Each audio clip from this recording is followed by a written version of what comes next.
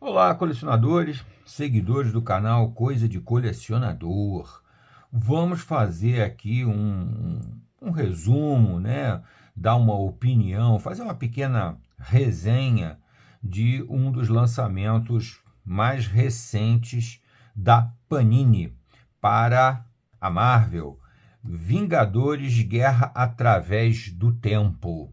Vamos fazer aqui, dar uma opinião para ver se ajuda, né, os colecionadores e os compradores, de uma forma geral, a decidir sobre a compra de um título ou não, né?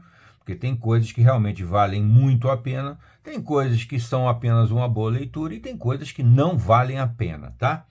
Eu, como sou muito criterioso, faço um recorte muito profundo nos lançamentos, já tem um vídeo aí que eu gravei com o que eu pensei de top nos lançamentos de janeiro de 2024, tá? Já tem um vídeo aí no nosso canal, né? Antes de tudo, é claro, vou pedir a vocês, como sempre, se inscreve no canal, porque ajuda a gente, fortalece o canal a continuar dando essas opiniões, tá? E se você gostar do papo no final, deixa o like, que também ajuda bastante.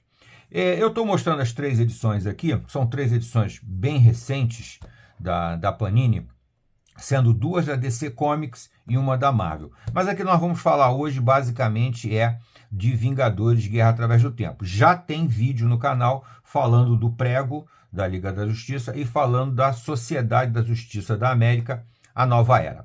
Eu fiz esse mix aqui, essa mistura de títulos aqui para analisar um tipo de abordagem de história, tá? Aqui as 3 edições, de certa forma, são histórias vintage. O que são que eu chamo de histórias vintage? São histórias que, embora sejam relativamente atuais, essas 2 aqui são 2023, lá nos Estados Unidos, né? São bem novas as histórias. Essa não, essa é dos anos 90, né? Finalzinho dos anos 90, 98, saiu o primeiro prego e o segundo prego, se eu não me engano, foi em 2004, tá? Então essa aqui já é antiga. Mas o que eu quero falar aqui é sobre a abordagem do tipo de história, tá? Basicamente falando aqui de Guerra através do Tempo. Guerra através do Tempo é um lançamento bem recente de uma história de um arco de história de 2023, escrito pelo Paul Levitz e desenhado pelo genial, como aqui mesmo a Panini colocou, como o editor da Panini colocou, desenhado pelo genial Alan Davis, tá? Alan Davis realmente é um dos melhores artistas de todos os tempos, eu não tenho a menor dúvida. É um cara que consegue ter um traço que junta o antigo, o vintage, o tradicional, o clássico, ao mais moderno, a coisas bem poderosas mesmo, do traço mais atual, tá? E é um cara que não tem apenas um tipo de traço. Ele consegue criar nuances muito interessantes, desenhando com o estilo dele, que é muito próprio, né? Ele, inclusive, tem alguns seguidores, gente que seguiu a escola aí do Alan Davis. Mas ele, sem dúvida nenhuma, é um dos melhores. Ele é muito bom. Surgiu lá no finalzinho dos anos 80, já é um veterano, né? Mas no final dos anos, quando surgiu aquela onda dos ingleses, né, nos quadrinhos americanos, o Alan Davis veio junto e faz um trabalho sensacional desde o início. Todo mundo lembra muito dele na fase dos X-Men, que ele inclusive criou aquele grupo, né, o Excalibur, que seriam os mutantes da Inglaterra, né? Muito bem. Essa história aqui é uma coisa muito interessante, muito legal. Eu já vou dizendo aqui para vocês que eu dei nota 10 para esse título aqui. Vale muito a pena, tá? É capa dura, bem acabadinho, muito bem feito. E é uma historinha que eu brinco que é a famosa plug and play. Plug and play porque é um termo que é usado na eletrônica, né, na informática, quando você tem um aparelho que basta você ligar e ele já começa a reproduzir, já começa a agradar, né? Já começa a fazer o que ele foi feito para fazer, né?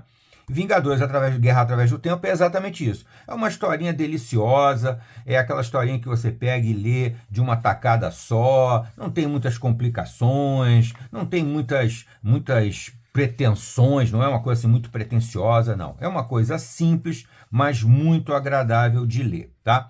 Eu tenho que destacar aqui em Guerra Através do Tempo que o Alan Davis não manteve o traço tradicional dele, que está muito claro, que está muito óbvio aqui em O Prego, tá? O traço do Alan Davis é um traço muito mais preciso, muito mais cirúrgico, muito mais correto, né? Não tem muito riscadinho, não tem muito espaço para, olha bem aqui o traço. Eu trouxe o prego exatamente para falar sobre um dos pontos, é esse, tá? A linha precisa, a linha muito perfeita do Alan Davis, tá? O Alan Davis é um artista com um traço muito retratista, né? O pessoal hoje em dia chama de cinematográfico, né?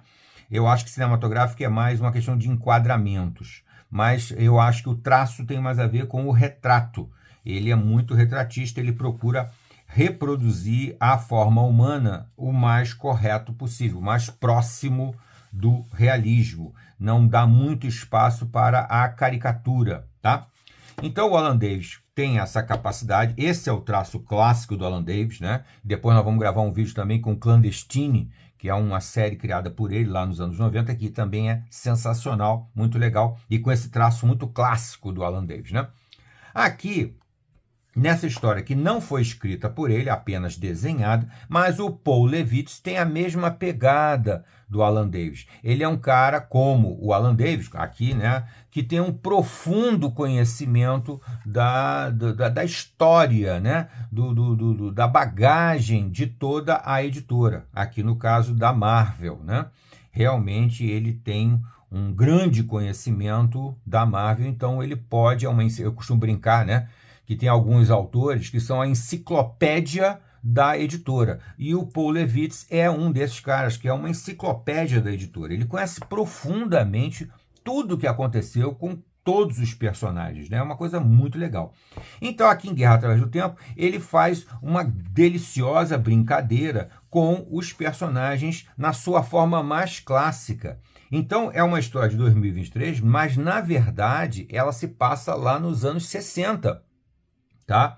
Logicamente, depois, como é uma guerra através do tempo, também tem umas passagens mais novas, mas o cerne da história, o foco da história, são os Vingadores de 1960, tá? 1960 agora eu não me lembro se é 62 ou 64, quando foi criado os Vingadores, né? E ele, inclusive, cita aqui logo na página de abertura que essa história transcorre cronologicamente após a Vingadores número 11. Quer dizer, com menos de um ano da revista dos Vingadores, essa história foi inserida naquele período de tempo, tá? É uma história realmente muito legal e tenho que observar que o Alan Davis, nessa história, mudou um pouco o traço dele, aquele traço tão cirúrgico, tão preciso, deixou uma coisa um pouco mais solta para fazer uma referência ao traço, ao desenho muito mais artesanal dos anos 60, né? Então aqui eu não acho que ele esteja aqui homenageando ou se referindo diretamente ao Jack Kirby, que era quem desenhava os Vingadores nessa época. Eu não acho que seja isso, mas ele buscou, sem dúvida nenhuma, um traço mais próximo daquele material que se usava lá nos anos 60. Talvez até ele tenha usado ferramentas para fazer esse desenho que eram típicas dessa época. Então você percebe nitidamente que o traço dele aqui é muito mais rústico, muito menos cirúrgico, muito menos preciso, mas não deixa de ser um traço muito bonito, porque continua com a estética do Alan Davis, tá? A história é simples, os personagens não têm a mesma pegada de hoje em dia. Você vê um Hulk aqui que é menor, você vê um Hulk aqui que é mais está no mais ou menos no mesmo nível, né? Não é no mesmo nível, porque ele continua sendo mais forte que todo mundo, continua sendo o grande rival do Thor. Mas é um Hulk menor, menos poderoso, como foi se tornando ao longo dos anos, aí, né, ao longo das décadas. É um Hulk um pouco, digamos assim, um pouco mais acessível para os Vingadores. Ele aqui ele combate os Vingadores de uma forma um pouco mais equilibrada, não é? Não equilibrada exatamente, mas um pouco mais equilibrada, né? Então torna a história bem mais interessante, que o Hulk de hoje em dia é praticamente imbatível, né? Impossível de ser combatido, né? Então, bom, enfim, não vou entrar nesse mérito. Mas a história é muito legal, vocês percebem nitidamente que o traço dele está bem diferente do normal do Alan Davis. Aqui na capa, não. Aqui na capa ele já usa mais o traço dele propriamente dito. Mas aqui no miolo ele faz uma retomada dos traços da época. Eu acho até que ele lembra um pouco aqui no traço o John Buscema, né? Um pouco mais, apesar que o John Buscema rebuscava mais o desenho dele, tá? Então, é uma história muito legal, vale muito a pena. E aí vem então a minha última comparação, digamos assim, que é com isso aqui, tá? Sociedade da Justiça da América, a Nova Era, já tem também um vídeo esmiuçando a minha opinião sobre ela aqui no nosso canal, se você quiser basta você procurar. É mais ou menos uma pegada, em termos de história, muito próxima, em termos de história, tá, gente? Não é de arte, não. De história muito próxima a Vingadores Guerra Através do Tempo e o Prego, tá? Existe uma semelhança no estilo de história. Por quê? É uma história que retoma uma cronologia muito mais antiga, muito anterior. A Sociedade da Justiça, como vocês sabem, é um grupo que é o primeiro grupo, né, de super-heróis, né, da DC Comics e tal, lá dos anos 40, na época da Segunda Guerra Mundial, surgiu aqui a Sociedade da Justiça. E, de certa forma, aqui também tem um autor que é, como o Paul Levitz, como o Alan Davis, uma enciclopédia, aqui uma enciclopédia da DC Comics, que é o Geoff Johns. O Geoff Johns é, sem dúvida nenhuma, um cara que tem uma competência em conhecer a história da DC Comics extraordinária. Só que, aí é que vem o só que.